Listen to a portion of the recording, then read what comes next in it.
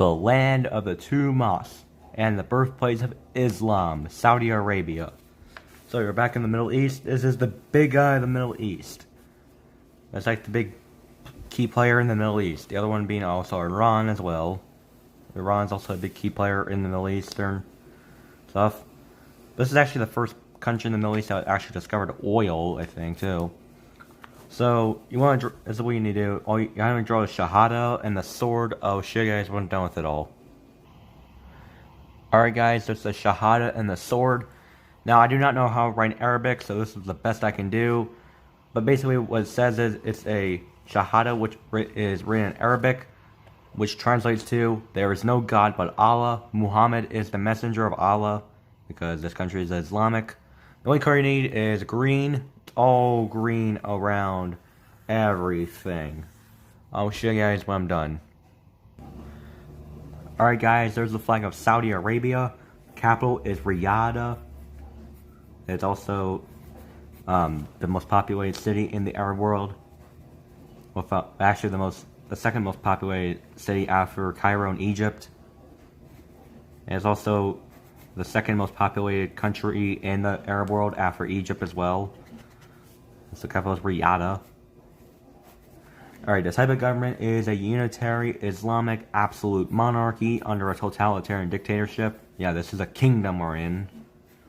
And yes, there's a lot of stuff that can be punishable by death in Saudi Arabia.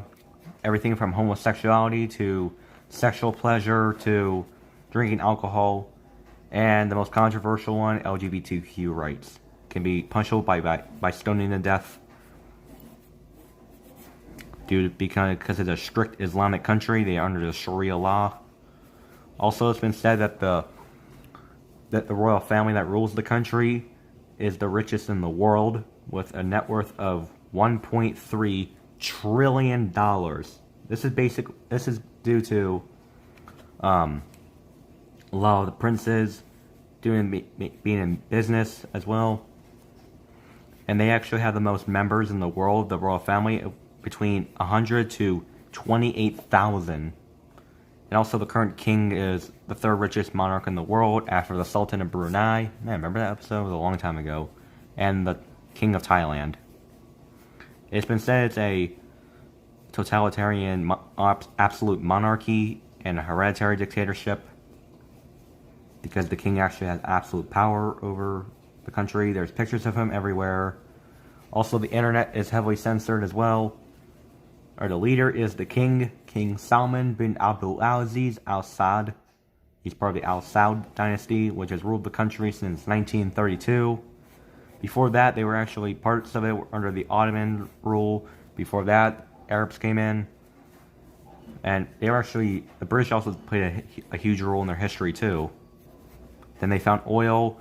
There was a bit of controversy with the US because 15 of the 9/11 hijackers were Saudi citizens, but after that, they were removed of their Saudi citizenship, even Osama bin Laden, after it, which was actually a good thing that actually had the US have more closer ties to them. And the most controversial one, the current conflict with Yemen. Basically, it's been going on for a while, since 2015. We'll talk more about that in the Yemen episode. Stay tuned for that. The monarch is the king as well.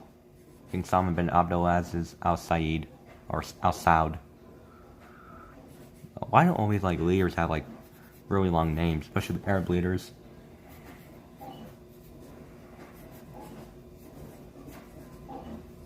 But they take Islam very seriously. If you're non-Arab, you cannot go to the Mecca, which is the holiest site in Islam.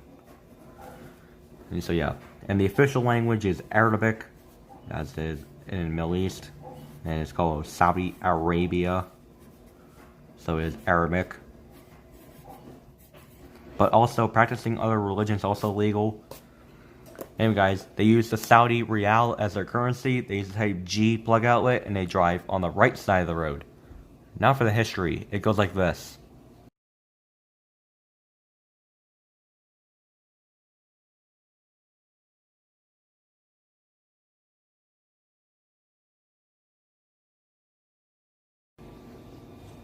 And that's about it.